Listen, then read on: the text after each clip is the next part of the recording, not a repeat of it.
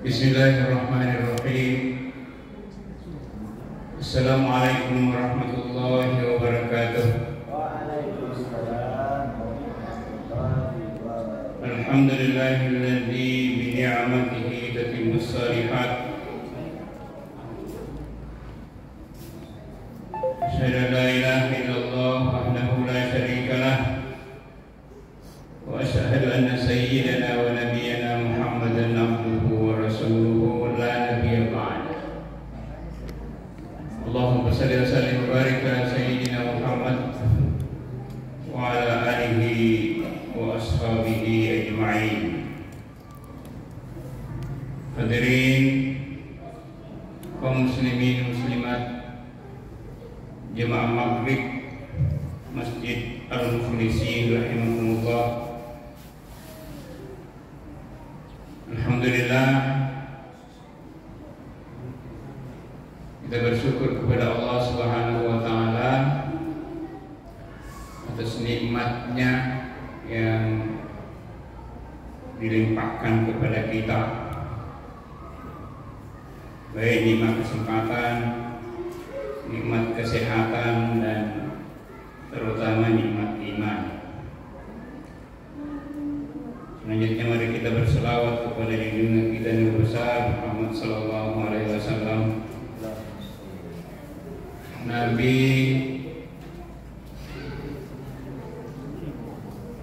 dan Rasul terakhir diutus oleh Allah Subhanahu wa Ta'ala untuk memberikan petunjuk-petunjuk bagi seluruh umat manusia, agar supaya petunjuk itu dilaksanakan dengan sebaik-baiknya demi kebahagiaan dan keselamatan kita di dunia dan akhirat. Hadirin jemaah maghrib rahimakumullah, kajian kita pada maghrib ini adalah tentang peringatan Nabi di akhir zaman. Ada beberapa hadis-hadis Nabi yang dikeluarkan oleh Nabi sendiri melalui beberapa riwayat-riwayat tentang bagaimana sesungguhnya kondisi akhir zaman atau tanda-tanda zaman itu.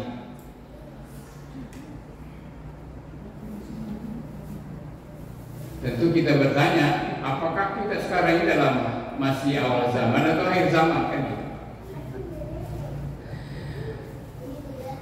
Kalau berdasar pada hadis Nabi bahwa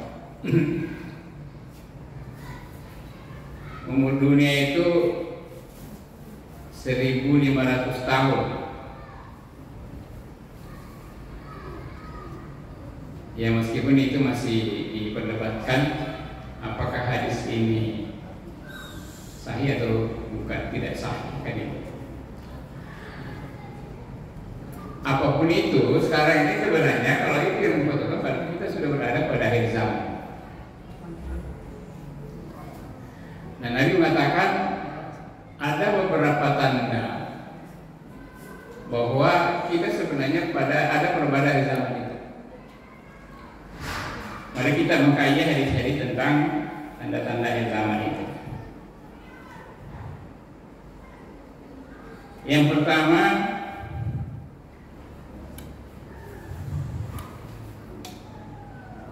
kita disuguhi oleh penguasa atau rezim yang menipu. Jadi kalau sudah ada itu, maka itu satu tanda-tanda akhir zaman sebenarnya. Sebuah hadis yang diriwayatkan oleh Abu Hurairah, Nabi bersabda, "Ya'ti 'alan nasi sanawatun khadda'atun yusaddaq bihal kadhib wa yukadzib as-sadiq wa yu'tamanu bihal kha'inu wa yuqaddamu bihal amin." wa yantiqu biha rawaibida. Qala ma huwa rabida? Qala ar-rajulu at-tabiya bi amri am. Arti hadis ini adalah akan datang kepada manusia tahun-tahun penuh kebohongan. Saat itu pendusta dibenarkan, orang yang benar didustakan. Pengkhianat diberi amanah, orang dipercaya justru dikhianati.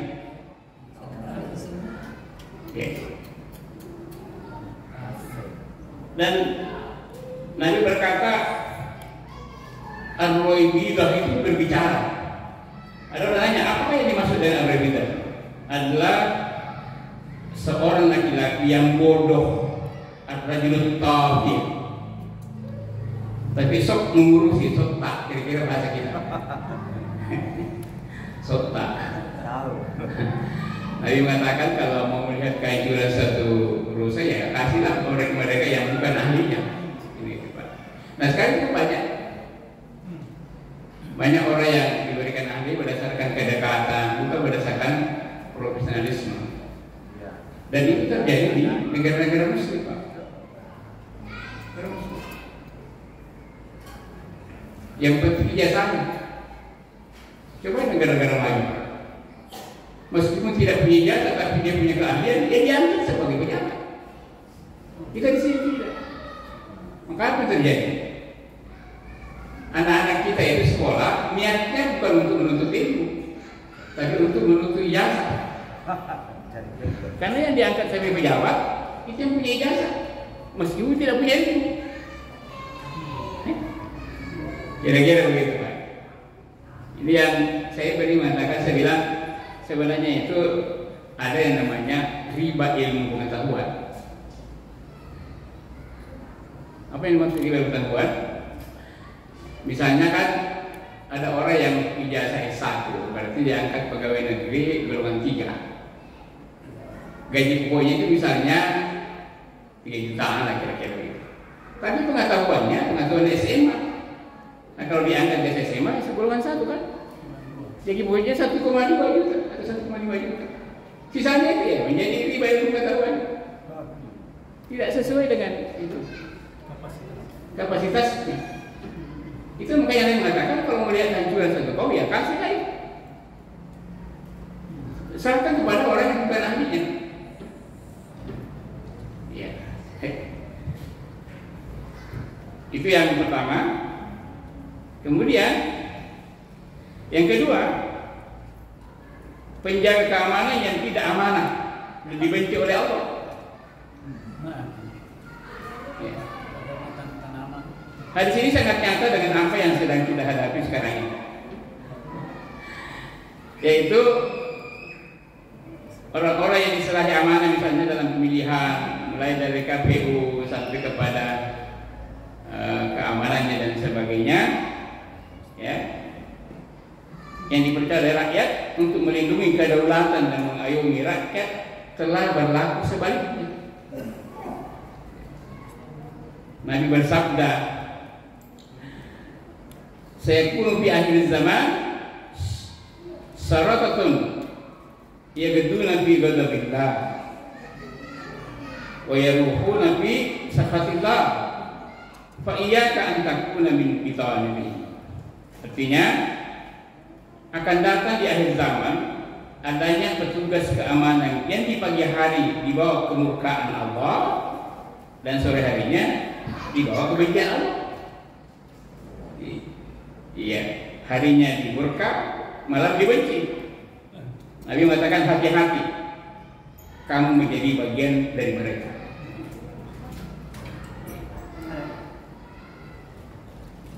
Itu yang kedua.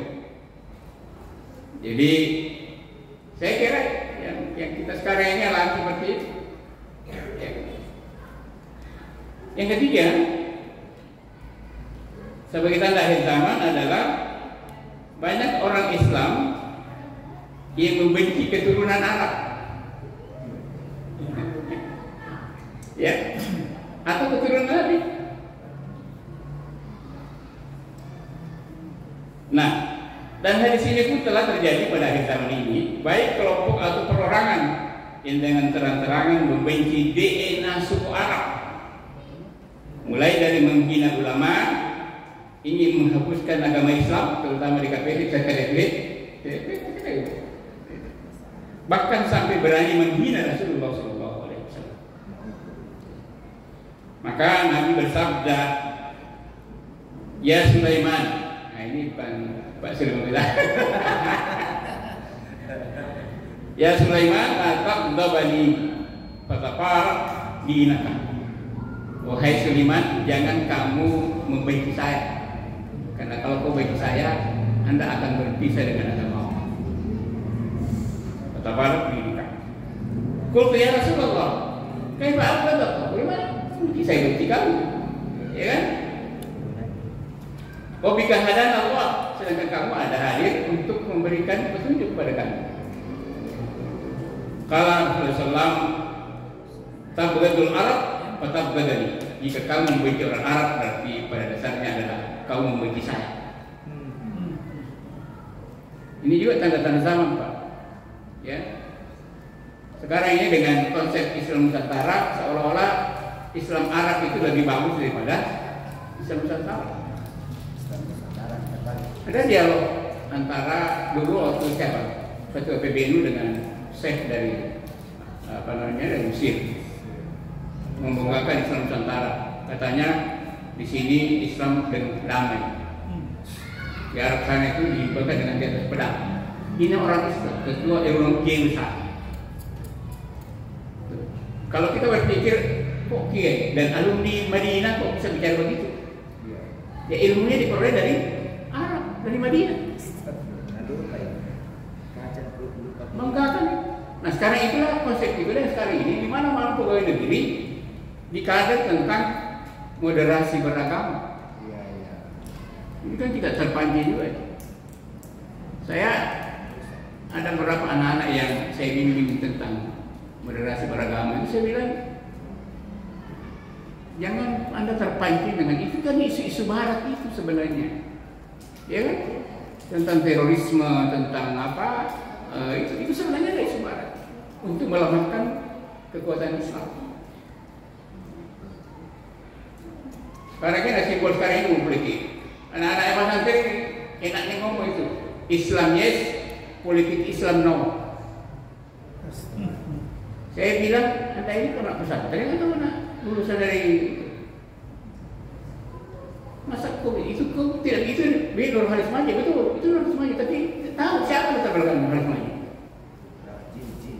Dia jin, jadi Islam liberal. Anaknya saya kawin dengan orang Muslim.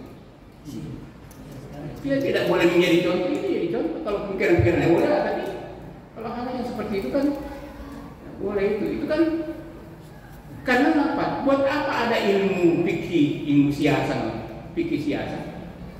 Berarti Islam itu ngatur itu tentang politik. Ini kan kita disuduhi oleh simbol-simbol seperti itu supaya orang percaya. Akhirnya kita juga kalau orang-orang tidak terpelajar percaya boleh, tapi kalau anak santri mengatakan percaya dengan itu dia.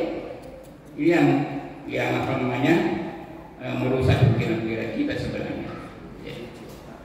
Cuci otaknya. Selanjutnya, hadis Nabi tentang penguasa rezim supaha. Apa itu supaha? Supaha adalah pemimpin yang lebih mengutamakan orang jahat, koruptor, pelanggar HAM, penyelundup, narkoba dan sebagainya sebagai pembantunya. Tapi mereka mencitrakan sebagai orang baik. Artinya saya tidak mengatakan, kita saja berpikir sekarang apa yang terjadi di negara kita. Ya.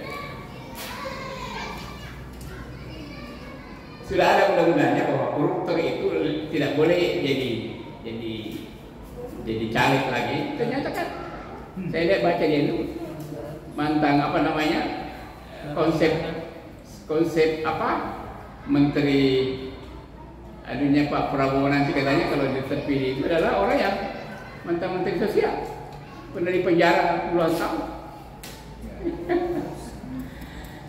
Itu kan apa namanya, saya tahu bagaimana cara berpikirnya itu. Nah tadi itu Nabi mengatakan itu tanda-tanda akhir zaman. Ya, sama. Ya. Jadi mengangkat mereka sebagai orang-orang jahat itu, justru orang baik itu disingkirkan. Contoh misalnya Pak Anies waktu itu kan pemilihan 2019 ya. Itu Pak Anies itu adalah juru bicaranya itu kan tim sukses ya. Tim suksesnya Pak Prabowo, Pak Jokowi. Hanya diangkat dari pendidikan, tapi ada mencurigakan bisa menyalip itu, makanya disingkirkan. Itu yang Nabi SAW mengatakan bahwa barang siapa yang mendapatkan zaman tersebut, janganlah kamu menjadi menterinya, menteri polisinya, pemungut pajaknya dan bendaharanya. Ya, kawannya. Nabi bersabda, la ya'tina lan-nasi zamanun yakunu alaikum umara'u sufaha yuqaddimuna siraran nas wa yadharuna bi khiyarihim wa yakhiruna salata faman adraka minkum fala takun arifan wala safiyan wala jadiyan wala khazinan. Akan datang suatu masa kepada umat manusia, pemimpinnya adalah sufaha, yaitu lebih mengutamakan orang-orang jahat sebagai pembantu, namun mereka mencitrakan sebagai orang-orang baik. Mereka lalu juga menginginkan sholat. Kalau menginginkan sholat mesti bagus. Kalau tidak sholat, ini tanda zaman itu bahwa pemimpin itu banyak adalah mengakhirkan sholat. Sebentar. Itu masih bagus. Apalagi tidak sholat. Barang siapa yang mendapatkan zaman itu, zaman tersebut, maka janganlah kamu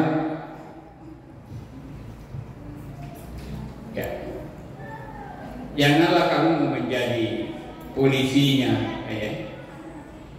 jangan mau menjadi pemungut pajaknya, jangan mau menjadi menteri-menterinya, jangan mau menjadi bendahara. Hadis riwayat Ibnu Hibban. Saya kira itu juga menjadi perhatian kita. Saya punya keluarga kaya, tapi anak-anaknya mau masuk polisi, dia bilang ya ampun. Dalam bahasa Inggris mengatakan itu polisi yang dora kami. Tidak jadi sih, padahal tidak jadi. Ini saya punya lagu ini betul-betul dia, makanya bersih sekali dia punya. Ada rumahnya anaknya besar, mau disewa oleh Bank Mandiri, tidak mau. Masyarakat kan, bobonya itu Pak Haji, masa mau disewa rumahnya untuk menjadi membanding itu. Dia tanya kenapa, dia bilang itu tadi, jangankan itu, termasuk juga dengan saudara itu penyedia fasilitas dia. Tidak mau, dia tolak. Itu kalau kita mau hati-hati, Bapak sekalian. Artinya tidak semua polisi itu bagus. Tapi pada umumnya adalah kalau tidak punya keimanan, apa itu terjadi? Godaannya luar biasa. Tentara itu tidak berhubungan dengan masyarakat, jadi tidak ada masalah. Tapi polisi ya. Waktu tahun berapa itu ada pengajian Cina dulu di sini, tentara mengatakan ini polisi, kita dapat tulang, dia dapat uang. Karena itu tadi biasa. Dan coba kita lihat Pak, orang yang ditugasi untuk memberantas narkoba justru dia mengedarkan narkoba. Itu lagi. Ada teman saya orang kaya di Subang ditangkap. Dia sebenarnya pengedar narkoba. Saya ketemu di masjid. Hari pas saya ditangkap. Siapa bilang? Siapa orang bilang? Siapa yang takut dengan polisi? Saya jangan percaya. Kalau polisi yang takut jangan percaya. Tapi kalau BNN, itu boleh. Itu saya kira, tapi itu tidak boleh dijustifikasi semuanya. Tapi itu pernyataan Nabi kepada kita. Hadis selanjutnya adalah zina dan riba sudah merajalela. Nah, ini dia. Coba kita lihatlah keadaan sekarang ini. LGBT dirangkul, Pak. Sudah ada sebenarnya. Ya meskipun, tapi ya saya kesahkan anak mahasiswa kalau itu sudah disahkan undang-undangnya dari mati juga begitu. Karena kita karena sudah diperjuangkan Pak dengan dananya itu dari Asia Foundation itu Pak, dana itu luar biasa. LGBT sudah itu. Sekarang sudah banyak negara yang malah daerah negara-negara yang percaya Katolik itu sudah banyak yang menjadi melegalisasi itu kawin sesama jenis. Bayangkan Pak itu kalau itu yang terjadi. Sudah ada Pak, sudah ada bayangannya. Coba kita lihat gempa beberapa tahun lalu di Palu. Saya ini kelahiran di sana. Saya di Sulawesi Tengah. Ada tiga gempa itu, ada gempa, ada tsunami, ada likuifaksi. Kentara sekali Pak, yang likuifaksi itu adalah tempatnya LGBT. Malam itu mereka berkumpul untuk mengadakan show. Karena kumpulnya karena di Palu yang kayaknya menerima dia. Di sini tidak karena banyak orang-orang. Kayaknya diterima. Malam itu juga sudah tenggelam. Kalau rumah 2 tingkat itu tinggal ke ujung-ujungnya, atapnya itu yang kelihatan. Apalagi yang ketiga sudah tenggelam betul. Itu likuifaksi. Sedangkan di Taman Mani kan ini itu ada di Tondo itu Pak. Tondo kanan itu di Desa Tadulako, Tondo kiri itu adalah tempat pelacuran. Jadi saya istilahkan itu Taman Bini, Tadulako, sebelah ini Taman Mani. Itu luar biasa Pak. Ya. Itu kalau di sini kayaknya ada gedung lokalisasi tertentu itu 1 RW, 1 kelurahan, semua pelacur. Sepanjang jalan Pak itu masuk di jalan Tondo itu. Dan komandannya itu ketawa kalau saya. Komandannya itu adalah keluarga saya. Dan istrinya adalah teman saya di pesantren. Saya bayangkan waktu nikah itu, karena teman pesantren ini ya itu nikah itu yang kita semua pelayan dari pelacur. Itu di Palu Pak. Dan di Palu itu Pak, kalau kita di Makassar masih ada namanya siri, budaya siri. Tidak ada pelacur yang berani ngos-ngosan sama dengan mahasiswa. Di sana Pak tidak. Pelacur itu ngos-ngos sama kos mahasiswa itu. Saya tanya, kok di sana tuh orang terus jadi pelacur itu Pak? Oh, ini luar biasa. Itu ya. Sekarang ini itu. Ya. Nah, Nabi mengatakan, "Idza darat zina wa riba fi qaryatin faqad halu bi anfusihim kitab." Jika perzinaan, riba sudah muncul merajalela di sebuah negeri, maka mereka telah menghalalkan azab yang ditetapkan oleh Allah. Jadi baru itu lucu kan Pak, waktu kan dia kena tsunami dia. Jadi di tempat itu tsunami, air. Jadi banyak orang berlarian tidak pakai celana Pak. Nah, waktu itu. Jadi betul-betul itu anehnya. Setelah itu, kembali lagi. Dan yang betul-betulnya orang sudah ditinggalin satu tidak mau.